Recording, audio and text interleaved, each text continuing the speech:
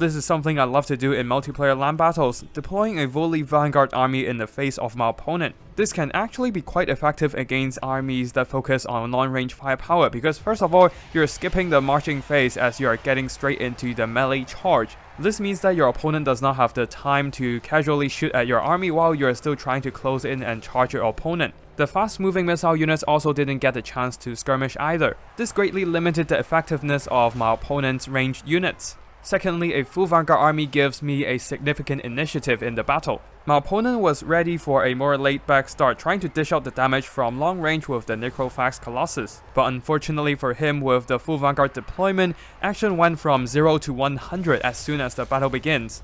I was prepared to go full throttle at the very first second, but my opponent was not, which made a huge difference. He was caught by surprise and I was able to focus down a lot of his valuable units. You can see that one of the Necrophax Colossus is already gone. There are some animated hulks pressuring my archers, but unfortunately they will just get kited. So in the end, by the element of surprise and by not giving my opponent an opportunity to shoot at me from afar, my army was able to get into melee combat completely unscathed, taking full control of the battle as my opponent struggled to respond to all the threats overloading his position.